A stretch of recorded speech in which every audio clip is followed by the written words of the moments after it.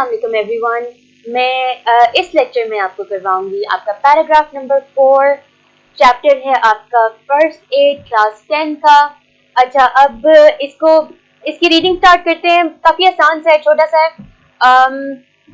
Clean the wound. अच्छा, इसका जो टाइटल है वो है क्लीन द वूंड, यानी कि जख्म को साफ करें। Rinse out the wound with clean water, यानी कि जख्म को साफ पानी से धोएं। रिंस का मतलब होता है धोना। To clean the area around the wound, यानी कि जख्म के आसपास की जगह को साफ करने के लिए use soap and a wash cloth. Use soap and a wash cloth, यानी कि साबुन और एक साफ कपड़ा इस्तेमाल कीजिए। But soap can irritate the wound, यानी कि जो साबुन है, लेकिन साबुन जख्म में जलन पैदा कर सकता है। So try to keep it out of the actual wound. तो कोशिश कीजिए कि ये असल जख्म से बाहर ही रहे। इफ डर्ट और अच्छा, ये एक अच्छा वर्ड है इसमें। यहाँ भी लिखा है DEBRIS। इसका मतलब होता है, इसको हम प्रोनाउंस करते हैं डेब्री। डेब्रिस नहीं बोलना इसको, ठीक है। इसको हम पढ़ेंगे डेब्री। एस साइलेंट है इसमें। अच्छा, बैक टू वर्क।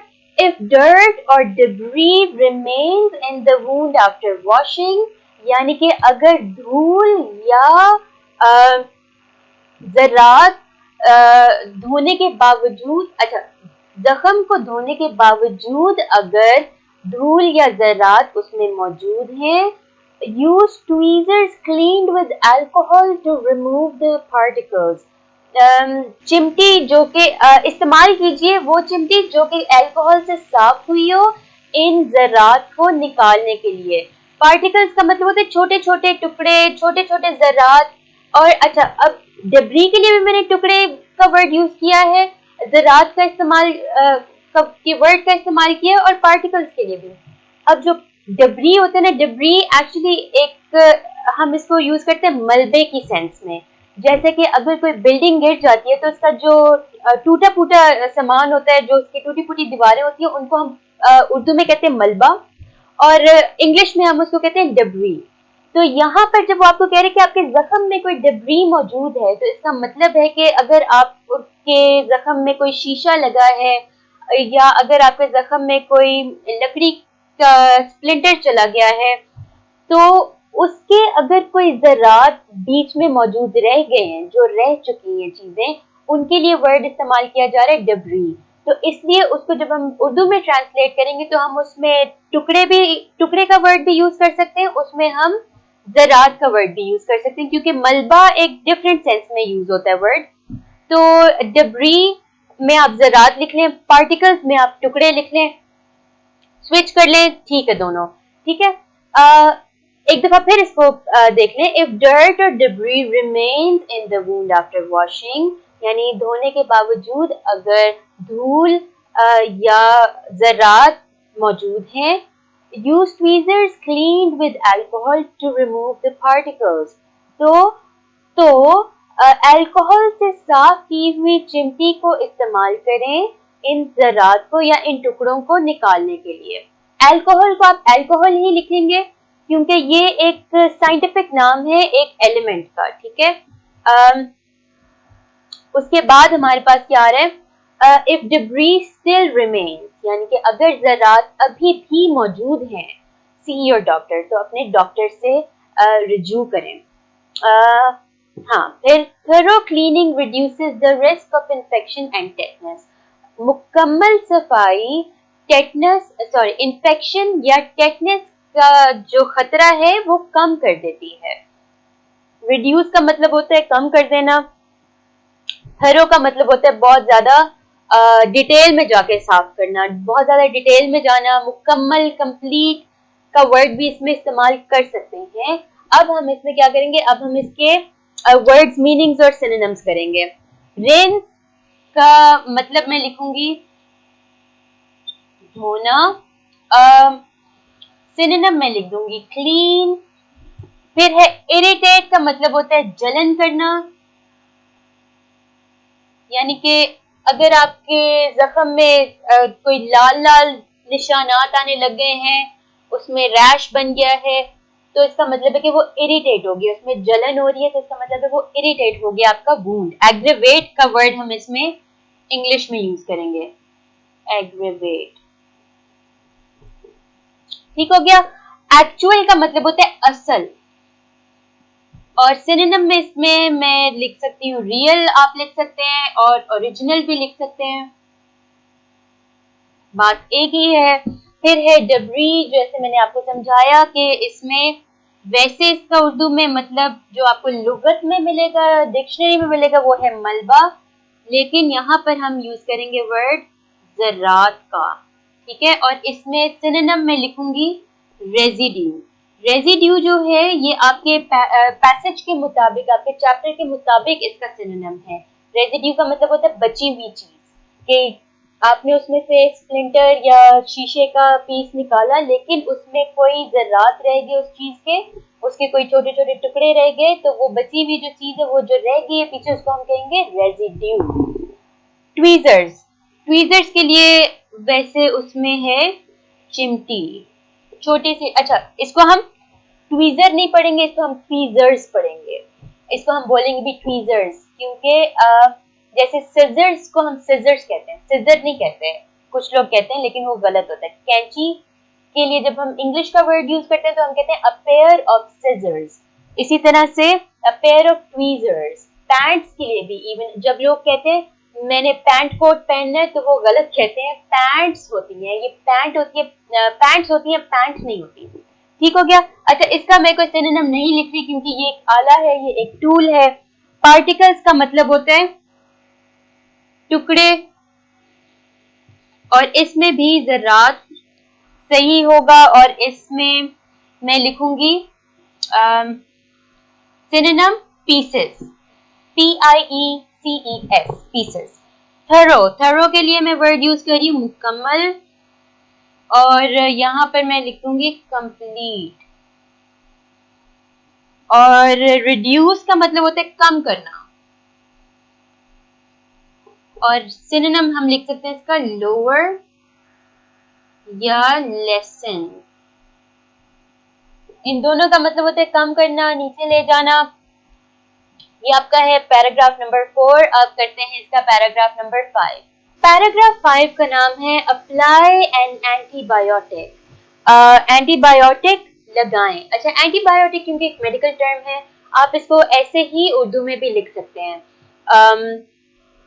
इसका मतलब होता है एंटीबायोटिक बेसिकली वो दवाइयाँ होती हैं जो आपका इन्फेक्शन रोकती हैं, इन्फेक्शन को खत्म करती हैं, और इन्फेक्शन को प्रिवेंट करती हैं, होने से बचाती हैं आपको। ठीक है, अब इसमें इसकी रीडिंग करते हैं।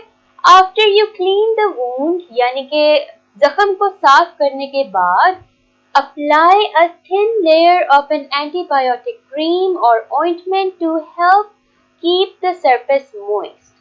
यानी कि जख्म को साफ करने के बाद उसकी सतह को नम रखने के लिए कोई एक बारीक सी परत लगाएं, एक किसी एंटीबायोटिक क्रीम या किसी मरहम की। जख्म को साफ करने के बाद उसकी सतह को नम रखने के लिए उस पर एक बारीक परत लगाएं, एंटीबायोटिक क्रीम या किसी मरहम की। ठीक है, और हाँ, लेयर को आप क्या कहेंगे, थिन लेयर का मतलब होता है बारीक सी परत, यानी कि एक बारीक सा आपने लगाने, ज्यादा नहीं लगाने, हल्की सी आपने एंटीबायोटिक क्रीम या कोई ऑइंटमेंट लगा लेनी है, मरहम लगा लेनी है। ठीक है, the products don't make the wound heal faster. ये चीजें आपके जख्म को जल्दी ठीक नहीं करती, but they can help your body's natural healing process work faster. लेकिन ये आपके जिस्म की कुदरती कुव्वत मुदाफियत को जल्द काम करने में मदद देती हैं।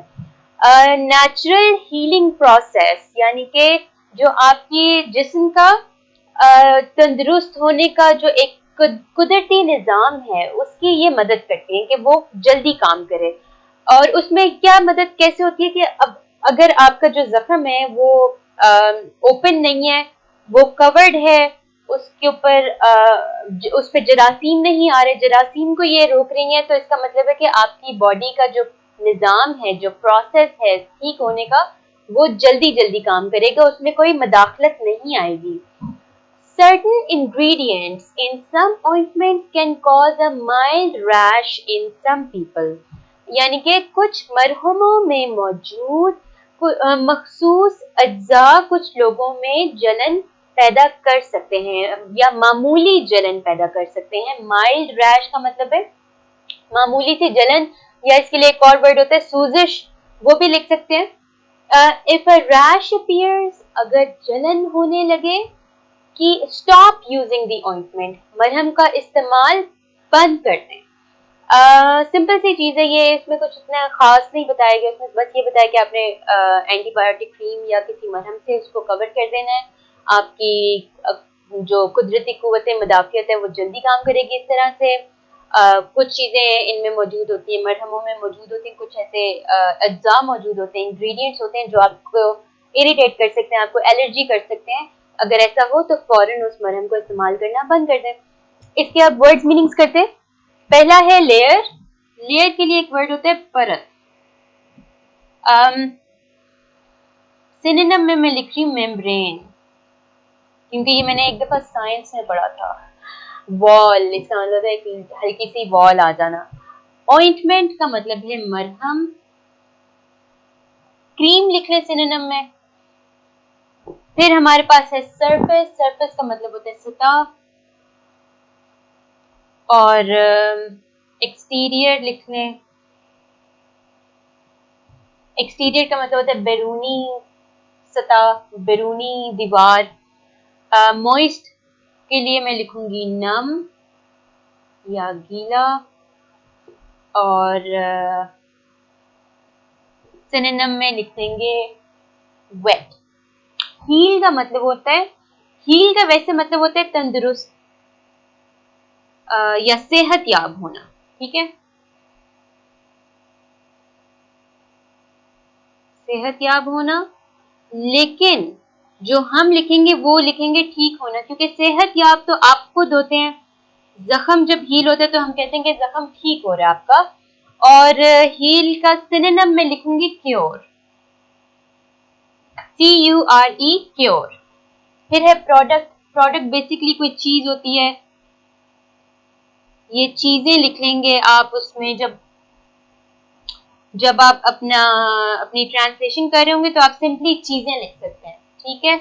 और इसमें प्रोडक्ट्स में मैं सिनोनिम लिख रही हूँ गुड्स। सर्टन का मतलब होता है मखसूस, और सिनोनिम इसका मैं लिखूंगी पर्टिकुलर। फिर हमारे पास वर्ड है इंग्रेडिएंट्स। इंग्रेडिएंट्स का मतलब होता है अज्जा, और एलिमेंट्स लिख सकते हैं। फिर हमारे पास आखिरी वर्ड है रैश। रैश का मतलब होता है जलन, सूजिश। और सिनोनिम में मैं इसका लिखूंगी इरिटेशन, क्योंकि हमने पढ़ा है इरिटेट द वूंड। इरिटेट आपका हो गया वर्ब, इरिटेशन आपकी होगी एब्स्ट्रैक्ट नाउन। और ये आपका था पैराग्राफ नंबर 5। मैं आपसे मिलूंगी नेक्स्ट लेक्चर में पैराग्राफ 6, 7 और 8 के साथ। तब तक के लिए अल्लाह हाफ़िज़।